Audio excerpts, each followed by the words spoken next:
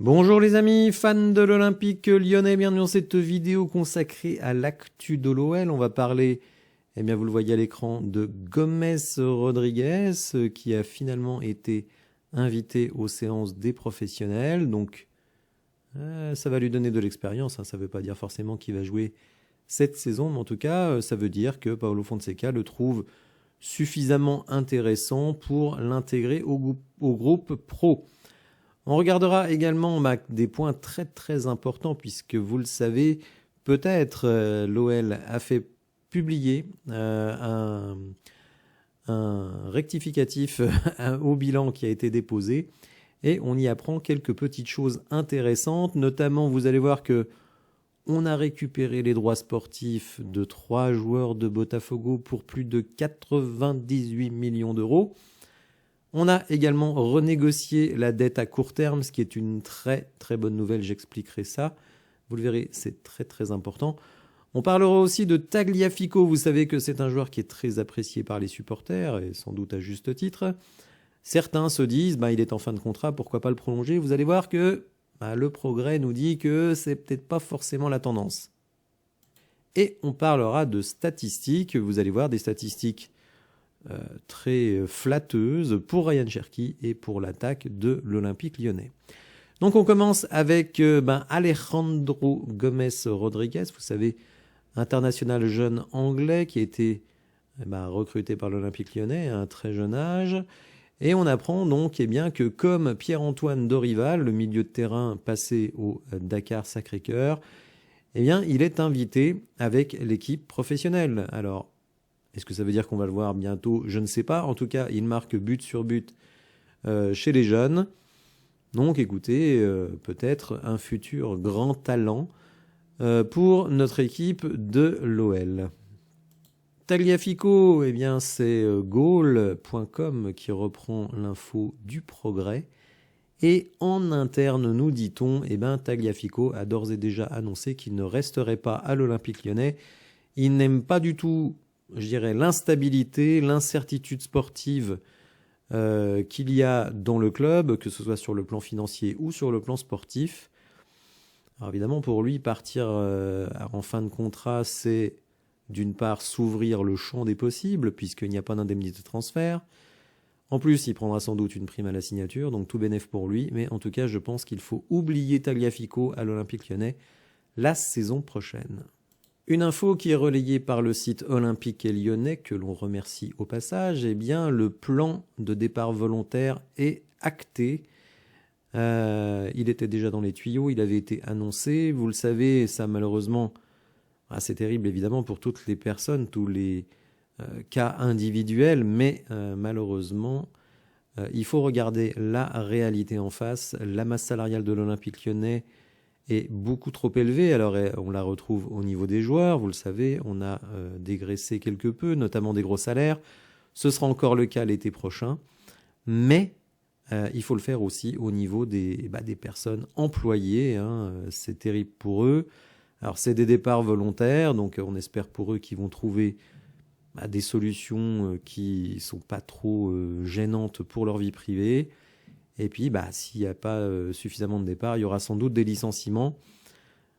Malheureusement, voilà, on est un club qui a vécu bien au-dessus de ses moyens. En plus, évidemment, on a réduit la voilure puisqu'on n'a plus l'Arena, on n'a plus l'équipe féminine. Vous le savez, le centre de formation est un peu dans l'œil du cyclone. Bon, bref, beaucoup de choses qui font qu'on était à un niveau d'emploi beaucoup, beaucoup trop élevé.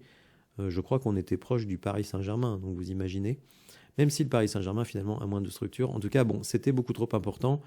C'est en route et malheureusement, c'est un mal nécessaire. Donc, courage à tous ceux qui vont devoir changer d'orientation dans leur carrière professionnelle. On leur souhaite le meilleur. Mais c'est triste à dire, pour le club, c'était nécessaire. Alors, on saute vraiment du coq à l'âne puisqu'on va parler de quelques petites stats, à mon avis, quand même très intéressantes, puisque c'est le site DataFoot qui nous sort une statistique sur les grosses occasions créées par la passe dans les top 5 championnats et les Coupes d'Europe. Et vous allez voir que Ryan Cherki figure parmi du beau monde quand même. puisqu'il est deuxième en ayant 23 occasions créées, dont 10 passes décisives, ce qui veut dire qu'il y en a 13 qui ont été vendangées. Vous voyez que Rafinha, lui, peut dégoûter, puisqu'il a créé 28 occasions et que 10 passes D, donc moins 18. À l'inverse, Mohamed Salah, qui a créé 22 occasions, a 17 passes D, donc lui, sans doute mieux entouré, même si quand même au Barça, il y a des bons joueurs.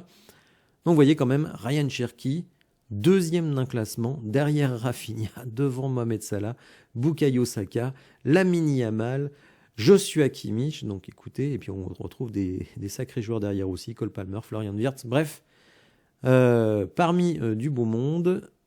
Donc bravo à Ryan pour sa saison, qui est vraiment, mais alors de très très très très loin, sa meilleure saison, et au final ça nous profite. Autre stat, cette fois une stat collective, puisque là on parle des ballons touchés dans la surface adverse. Alors après, pour l'efficacité, évidemment, vous êtes lié par ce que vont faire vos offensifs. Et vous voyez que l'OL est quand même assez bien classé, puisqu'on est 7e européen. Donc ça, c'est quand même pas mal. On se retrouve derrière City, le Bayern, le PSG, Liverpool, Arsenal, le Barça. Et donc on trouve l'OL 30,4 à égalité avec le Real Madrid et le FC Chelsea. Donc c'est bien. Maintenant, il faudra être plus efficace. Mais en tout cas, vous voyez que notre jeu crée des opportunités. Donc ça fait, franchement, ça fait plaisir de voir ça. Ce qui me confirme un petit peu, puisque j'avais dit comment relancer l'Olympique Lyonnais d'ici la fin de la saison. Je pense qu'il y a un potentiel. Mais il faut aussi que certains joueurs importants sur le plan offensif soient beaucoup plus efficaces. Allez, passons aux pépettes, aux pognons, aux flouses, puisque désormais, quand on supporte un club, on est bien obligé de s'intéresser à ce qui se passe au niveau financier, parce que ça conditionne beaucoup de choses. Si vous n'avez pas beaucoup de sous, c'est difficile de faire une bonne équipe. Et puis en plus, vous avez des instances qui peuvent venir vous gratouiller et vous empêcher de travailler et au final, impacter vos résultats parce que vous ne pouvez pas recruter. Donc, vous voyez, le 10 février, donc c'était il y a 2 jours, un amendement au document d'enregistrement universel. Donc en fait, c'est le document qui, récapitule tous les éléments financiers et les perspectives chaque année. Donc un amendement a été publié. On va regarder ce qu'il apporte de nouveau. Alors je vous dis tout de suite, j'ai pas comparé les deux pour savoir ce qui était de nouveau, parce que le problème c'est que dans le document d'enregistrement, ils disent pas ce qui a été modifié par rapport à l'ancien. Donc vous faites tout de tête. Et donc j'ai repéré 2-3 petites choses qui à mon avis sont importantes. Après je suis sans doute passé à côté d'un certain nombre de trucs, faut pas se mentir. Donc vous voyez, amendement au document d'enregistrement universel, et déjà le premier truc, alors il faut quand même saluer à nouveau le Progrès, qui nous donne l'info sur Tagliafico, puisque c'est eux qui ont été les premiers à noter cette chose. Alors je dois l'avouer les amis, je n'avais pas lu cet amendement. Faut dire, on était en pleine fin de mercato, l'affaire Cherki, l'arrivée de Fonseca, les résultats, etc. Donc je suis un peu passé à travers, mais bon, quand j'ai su qu'il était publié, je me suis quand même dit, il faut que j'aille regarder ça. Bon, vous voyez, il y a quand même 96 pages, donc il faut se les fader. C'est pas évident. Et puis, il y a quand même beaucoup de redites à l'intérieur même du document. Alors, ce qui est très intéressant dans ce document, c'est que, il est publié 3 mois avant la première version, et donc il s'est passé des choses depuis. Donc, on nous parle de l'injection de 83 millions, etc., etc. Et alors, il y a une petite phrase comme ça... à la page 9 du document, comme ça, qui est passée totalement inaperçue et pourtant qui est très très très importante, puisqu'on nous dit, on est dans les mouvements de joueurs, par ailleurs, le club a obtenu le transfert des droits économiques futurs de 3 joueurs en provenance de Botafogo pour un montant de 98,5 millions. Donc, le club a obtenu le transfert des droits économiques futurs.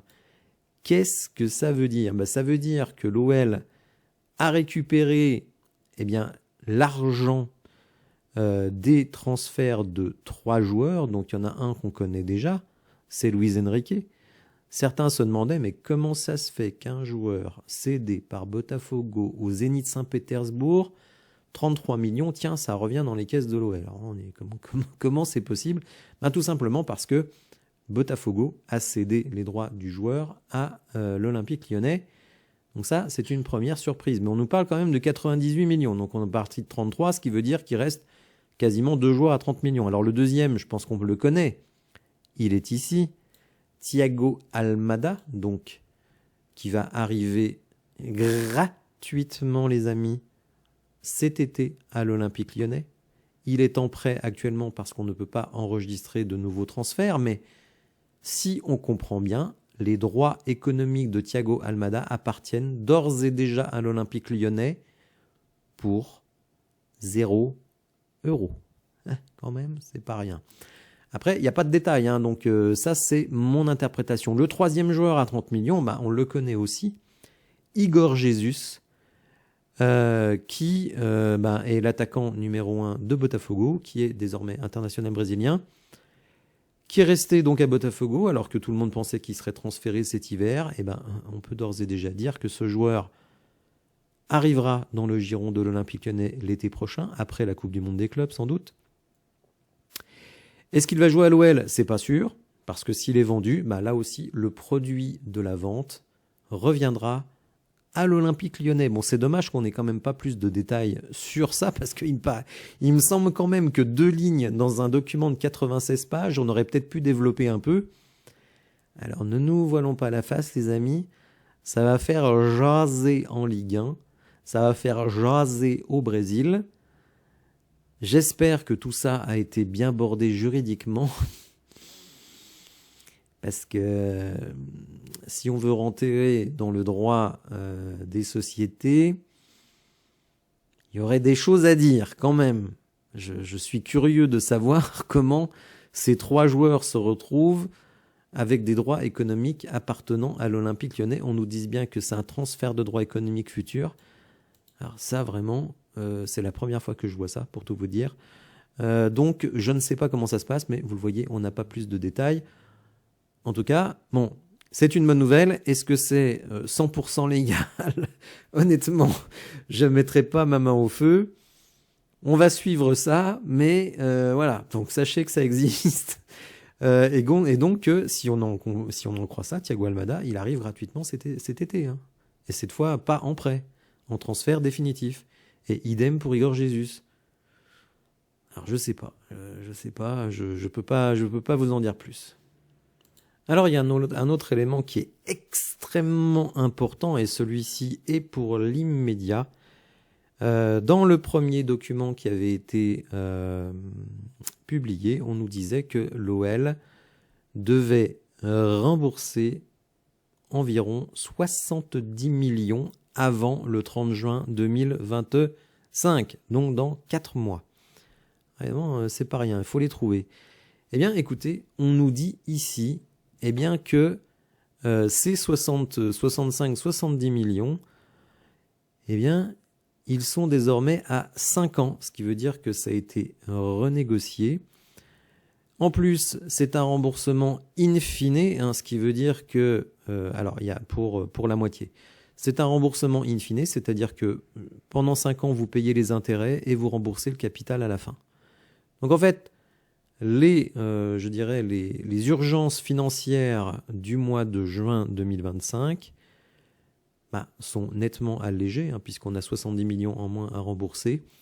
Et ces remboursements donc se dérouleront sur les 5 prochaines années, in fine pour l'un, et remboursement classique pour l'autre. Là aussi, c'est une petite bouffée d'air frais. Alors, vous allez voir que dans le refinancement, vous le savez, ça avait fait un petit peu bondir tout le monde, puisque on nous disait le refinancement pour l'Olympique Lyonnais, il était conditionné à un certain nombre de choses, et on va voir qu'un certain nombre d'autres choses ont un petit peu disparu. Alors vous vous souvenez peut-être ce petit point sur la continuité d'exploitation, qui avait fait beaucoup de bruit, puisque les commissaires aux comptes avaient refusé de certifier les comptes. Désormais, ils les ont certifiés. Eh bien, on nous dit désormais que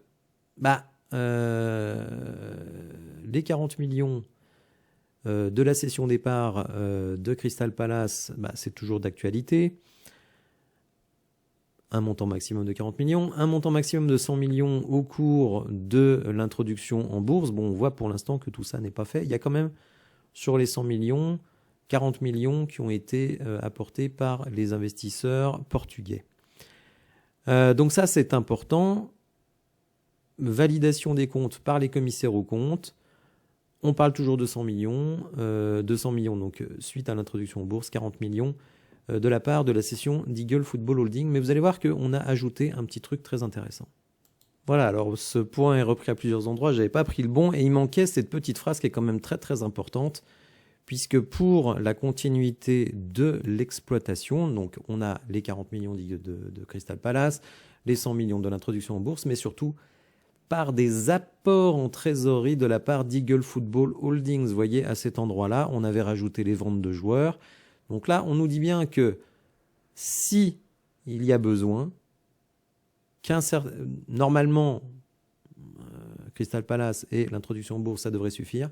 Mais sinon, eh bien, on s'engage d'une certaine manière à faire des apports en trésorerie de la part de la holding et de ses actionnaires, donc les fameux 83 millions qui ont déjà été faits. Donc vous voyez quand même, c'est pas la folie, hein, parce qu'on reste déficitaire, etc. Bon, il y a beaucoup de choses à dire sur les finances du club, mais en tout cas pour terminer la saison et la relégation en Ligue 2 à titre conservatoire, bon ça je pense qu'il ne faut pas du tout s'inquiéter pour ça. Mais vous voyez, bon, quand même, les associés vont mettre la main à la poche si nécessaire. Crystal Palace, c'est pas encore fait, mais normalement, je dis bien normalement, ça devrait être fait au mois de février. Quant à l'introduction en bourse, je pense qu'on attend de voir ce qui se passe avec les titres de Crystal Palace, parce qu'évidemment, si vous les gardez dans le portefeuille d'Eagle Football Holding, ça change quand même beaucoup de choses par rapport à l'introduction en bourse. Donc je pense que l'introduction en bourse ne peut pas se faire tant que la cession de Crystal Palace n'a pas été formalisée. Si vous voulez comprendre un petit peu les enjeux de ces cessions de Crystal Palace, je vous renvoie à ma vidéo sur le sujet. Voilà les amis pour les nouvelles du jour, j'espère que tout cela vous aura intéressé. N'hésitez pas à me dire ce que vous pensez dans le commentaire, n'hésitez pas également à vous abonner à la chaîne, à activer les notifications et je vous dis à bientôt pour de nouvelles infos. Merci, au revoir.